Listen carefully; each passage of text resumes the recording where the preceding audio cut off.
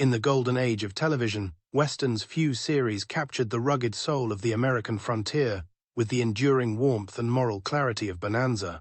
As we return once more to the sprawling Ponderosa Ranch, this particular episode unfolds like a classic canvas, painted in the earthy tones of Nevada, dust, sun-bleached timber, and the deep emotional currents that bind family and land together. The story opens with a deceptively simple spark, one lone tree on the contested Truckee Strip, yet it quickly ignites a firestorm of old grudges, clashing principles, and tender young love that defies generations of hatred. The episode masterfully reintroduces us to the timeless Cartwright legacy. Ben Cartwright, portrayed with the steadfast gravitas that defined the character, stands as the moral anchor of the Ponderosa. His belief that allowing one man to take what is not his will inevitably lead to further thefts resonates as a profound statement on honor and stewardship. The land is not merely property to Ben. It is a living trust passed down through hard work and defended with quiet conviction. One can almost feel the weight of the vast ranch in every measured word he speaks. The scent of pine and sagebrush carried on the wind as he orders his men to watch the strip around the clock. Little Joe Cartwright, the fiery youngest son, emerges as the emotional heart of this first act. His chance encounter with Amy Bishop by the creek is pure Bonanza magic, a moment of innocence and discovery that blossoms into forbidden romance. The scene where he startles her while she is changing only to turn away respectfully and later help with her dress is laced with gentle humor and genuine sweetness. Their subsequent meetings, filled with tentative conversations about escaping inherited hatred, pulse with the vibrant energy of youthful hope.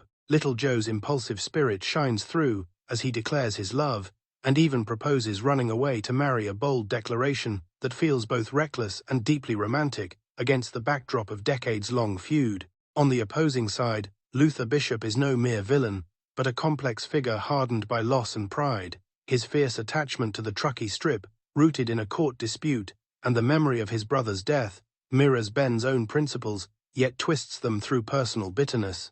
The script excels in showing how both men are honorable in their own way, yet trapped by the cycle of retaliation. Bishop's tender moments with his daughter Amy reveal a father's protective love, adding layers of poignancy when he warns her against the Cartwright boy. The escalation is handled with classic Western tension.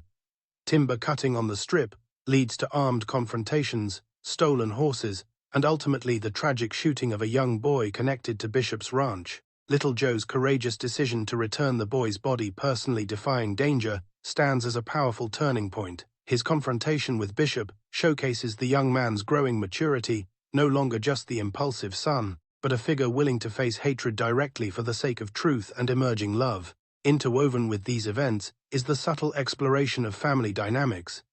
Adam's steady presence and Hoss's quiet support provide the backbone that allows little Joe the space to struggle with his feelings.